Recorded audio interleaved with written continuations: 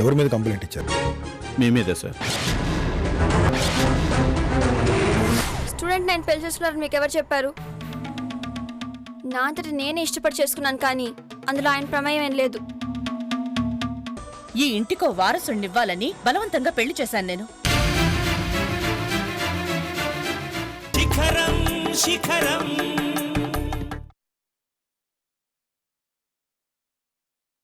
మిమ్మల్ని చూసి నమస్కరించే చేతులు వేలెత్తి చూపించకూడదు. ఎవరి నిర్ణయాలు వాళ్ళు తీసుకుంటే ఇక నేనెందుకో?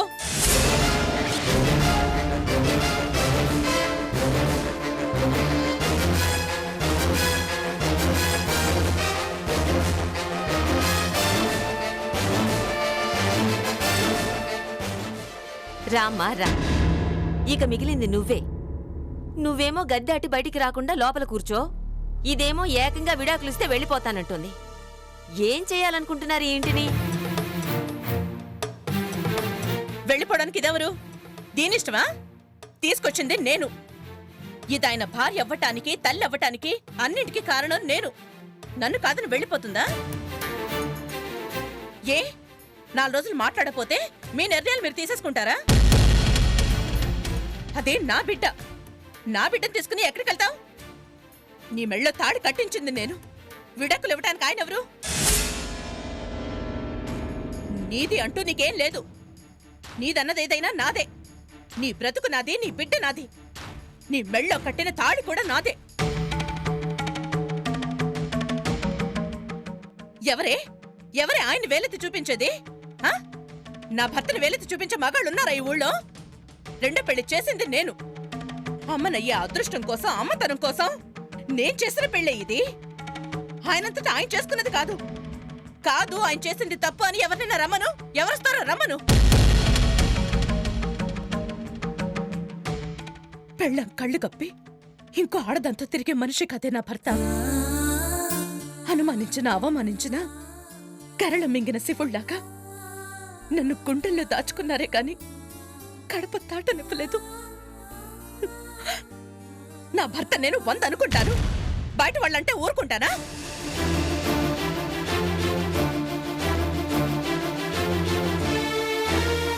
అంత ప్రేమ పెట్టుకుని ఎందుకమ్మా వాడిని అలా బాధ పెట్టావు? బాధ తెలియాలని. నాకు బిడ్డ కావాలంటేనే ఆయనకు అంత కోపం వచ్చిందే.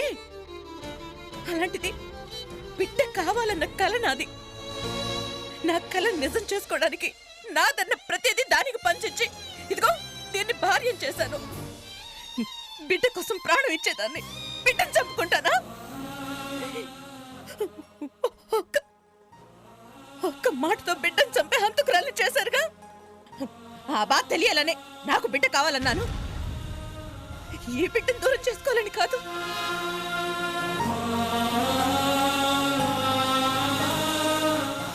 లక్షలు ఖర్చు పెడితే రేపెవరో వచ్చి నన్ను అమ్మ అనేదేంటత్తయ్యా? నా బిడ్డంటే ఇదిగో వీడు. నా కడుపులో చోట లేక ఇదిగో దీని కడుపులో పెరుగుతున్నాడు.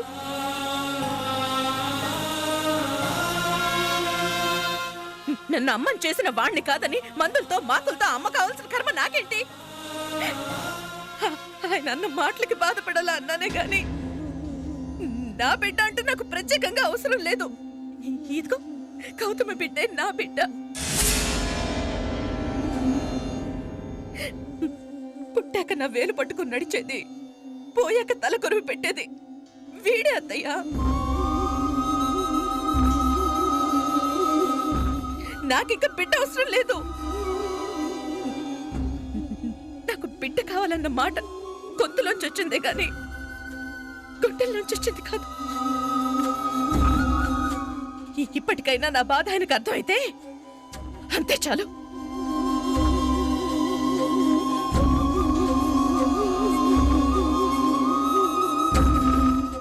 నువ్వెప్పుడూ కొత్తగానే కనిపిస్తావమ్మా. నీ మాట అర్థం కాదు, మనసు అర్థం కాదు. ఈశ్వర్,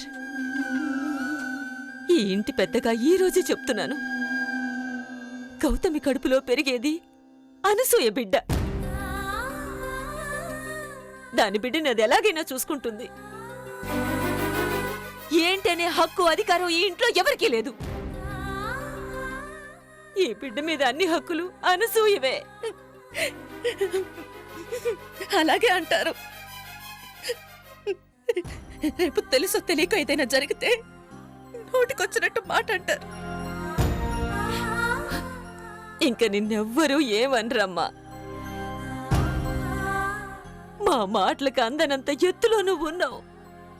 ఒకవేళ అన్నా అవి తిరిగి మా మీదే పడుతున్నాయి. నువ్వు ఇంట్లో తిరిగితే అందం కాని అలిగితే కాదమ్మా. ఎప్పట్లా ఉంటే చాలు.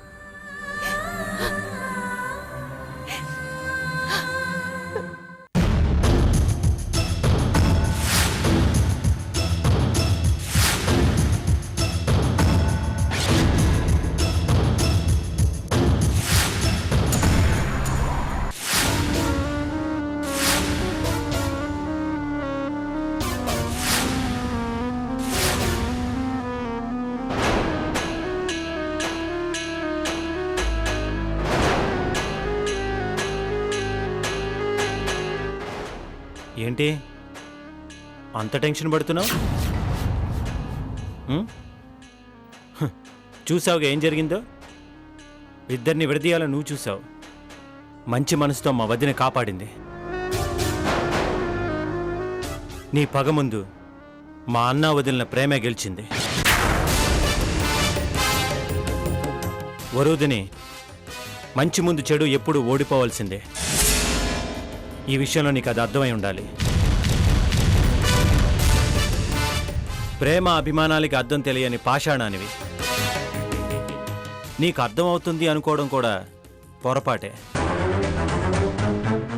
ఒక్కటి గుర్తుంచుకో వరుదిని, మా కుటుంబాన్ని నాశనం చేయడం అంటే నన్ను మోసం చేసినంత సులభం కాదు. మా అన్నా వదిలిని విడదీయాలి అనుకుంటే అది వాళ్ళని పుట్టించిన బ్రహ్మతరం కూడా కాదు. గుర్తుంచుకో.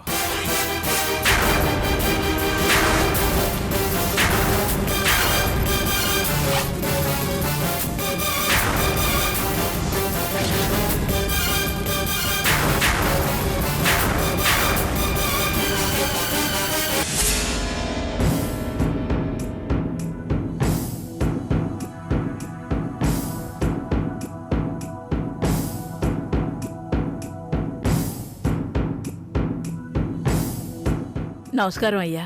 నమస్కారం. బాగున్నారా? బాగున్నాను. మీరు ఎలా ఉన్నారు? బాగానే ఉన్నాను. గౌతమి, మీ నాన్నమ్మ గారు వచ్చారు.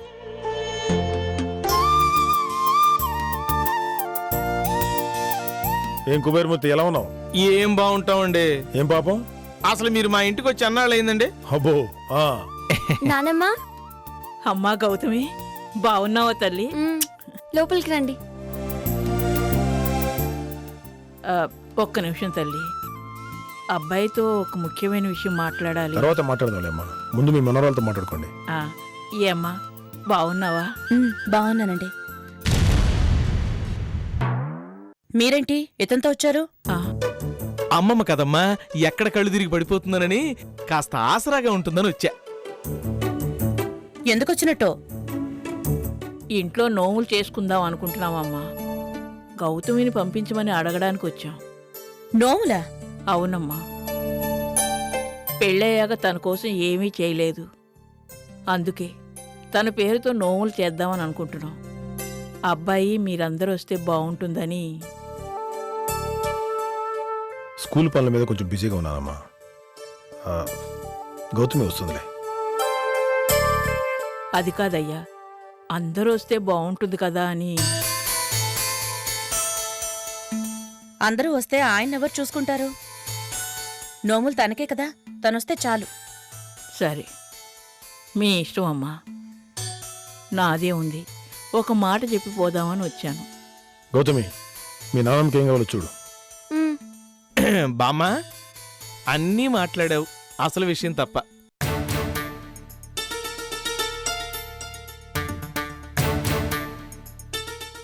బాబు, ఇంకో ముఖ్యమైన విషయం. చెప్పమ్మా. అది నలుగురు అనుకునేదే కదా బామ్మ, చెప్పడానికి మొహమాట పడతావు ఎందుకు? చెప్పు, ఏమీ అనుకోరు. అదేనయ్యా, మొన్న మా బంధువులు పెళ్ళికెళ్ళాం. అక్కడ గౌతమ్ గురించి నలుగురు అడిగారు. ఏమడిగారు? రెండో భార్యగా వెళ్ళింది, గర్భవతి అయింది. రేపు ఆ బిడ్డ పుట్టిన వేళ విశేషం బాగుండి మొదటి భార్య కూడా బిడ్డ పుట్టింది అనుకో. గౌతమి పరిస్థితి, ఆ బిడ్డ పరిస్థితి ఏమిటి అని అడిగారు. ఆ బిడ్డ నా బిడ్డే అనుకుంటే ఇంకో బిడ్డ ఎందుకు పుడతాడు?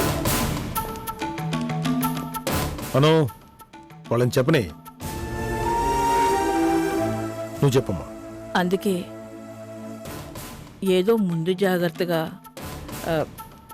గౌతమ్ పేరు మీద అంతో ఇంతో ఆస్తి రాస్తే బాగుంటుంది కదా అని.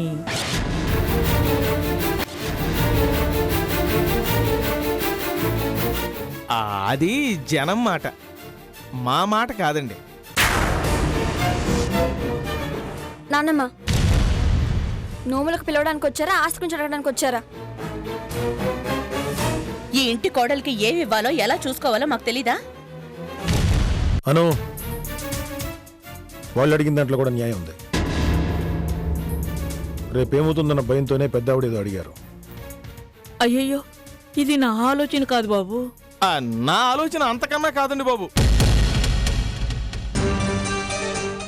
నలుగురు అలా అంటున్నారు. వాళ్ళ నోర్లు మూయించడానికైనా అంతో ఇంతో అమ్మాయి పేరు మీద రాస్తే బాగుంటుంది కదా అని. నామినీగా నా పేరు లేకపోతే మామగారి పేరు ఏదో రాశారనుకోండి, అన్నీ తెలిసిన వాళ్ళం ఆ ఇంటికి పెద్ద దిక్కు. రేపేమైనా అయినా కూడాను చూసుకోవటానికి మేము ఉంటాం. బావా, ఆస్తులు అధికారాలు అడగడానికి మీకేం సంబంధం ఉంది? ఏమండి, వాళ్ళ మాటలను పట్టించుకోకండి. గౌతమి, మీ వాళ్ళు నీ గురించి ఆలోచించడంలో తప్పులేదుగా? అలాగే అమ్మా, ఎవరూ మాట్లాడే అవకాశం లేకుండా చూస్తాను.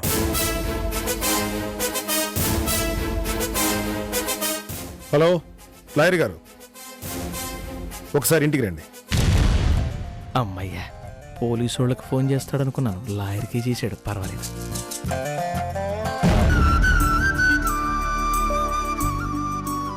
కూర్చో.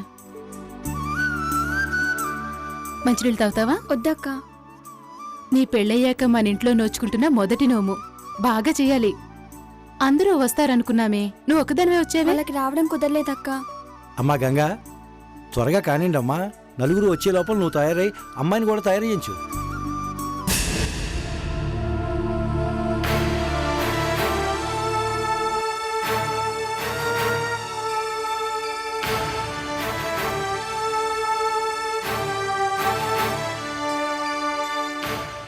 ఏమ్మా, ఏమిటి ఎలా ఉన్నావు? ఏం లేదు నాన్న.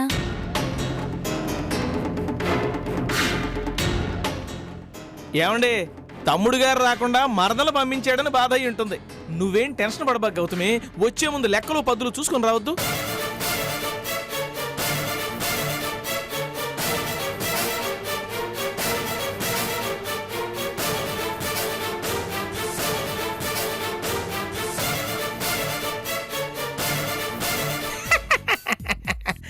అర్థంతో అవసరం లేకుండా నేను వేదవనని ఎంత డీటెయిల్గా చెప్పారు వీళ్ళు. అసలు ఆ రోజుల్లో పెద్ద మనిషి అంటే మంచితనం క్వాలిఫికేషన్, ఈ రోజుల్లో పెద్ద మనిషి అంటే క్వాలిఫికేషన్ ఏదవై ఉండాలి. అది నేనే అని వీళ్ళకి తెలియచావట్లేదు. ఎప్పుడు తెలుసుకుంటారో ఏంటో వీళ్ళు.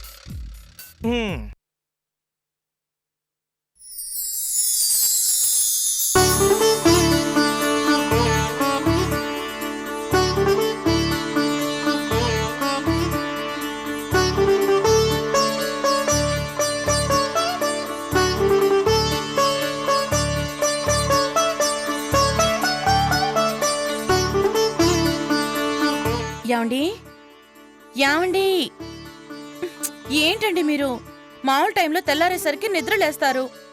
ఈరోజు ముఖ్యమైన రోజు, ఇంకా ముసుగేసుకుని నిద్రపోతున్నారా? ముందు లేవండి.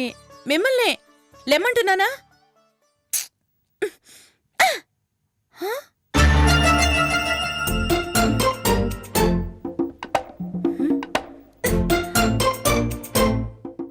ఎక్కడున్నారు?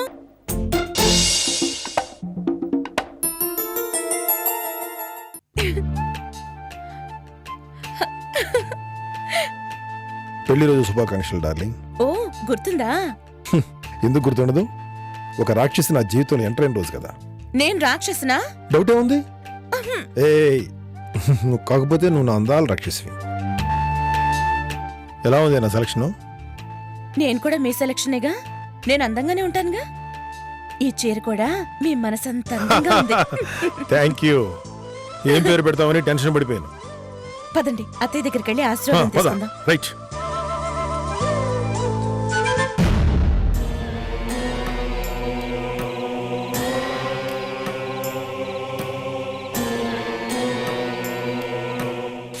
గౌతమ్ పేరు మీద అంతో ఇంతో ఆస్తి రాస్తే బాగుంటుంది కదా అని.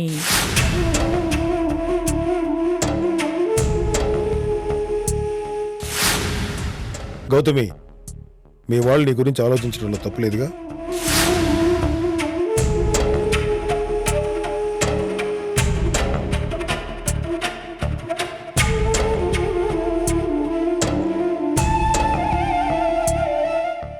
గౌతమి,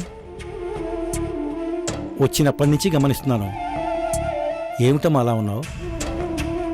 మనిషి ప్రాణం కన్నా డబ్బు గొప్పదా నాన్న?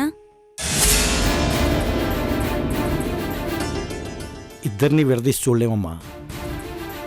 ఒక మనిషి డబ్బు కోసం కష్టపడతాడు, అతని తర్వాత వాళ్ళు ఆ డబ్బుతో బతికేస్తారు.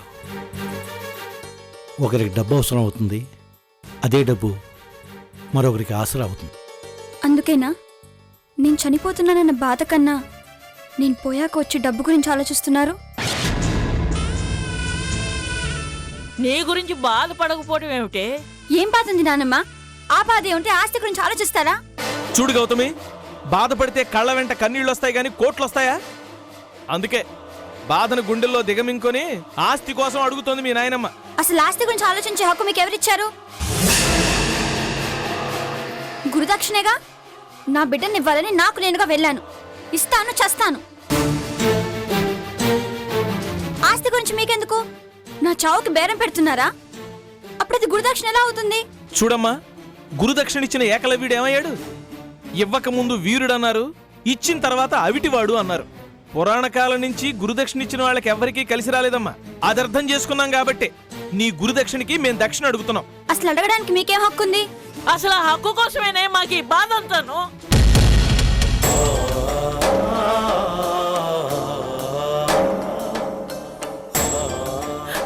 అమ్మా గౌతమి, రేపనేది నువ్వు లేనప్పుడు నువ్వు మిగిల్చిన తీపి గుర్తులైనా మేము చూసుకోవాలి కదా. వాడి జీవితమైనా బాగుండాలి కదమ్మా. అంటే వాడిని మీరు చూడడం కోసం, వాడు బాగుండడం కోసం ఆ కుటుంబాన్ని నిలువునా చీల్చేస్తారా? నీ బిడ్డ కోసం ఆస్తి అడిగితే ఆ కుటుంబం చీల్చడం ఎలా అవుతుంది? ఎందుకు కాదు? మీరు అడిగారు, ఆయన ఇస్తారు. మధ్యలో అంచు ఎక్కేమనుకుంటుంది? బిడ్డను అడ్డం పెట్టుకుని ఆస్తిని అడిగారు అనుకోదు. అసలు మా బాధ అంతా ఆవిడ గురించేనే, ఆవిడ గురించే.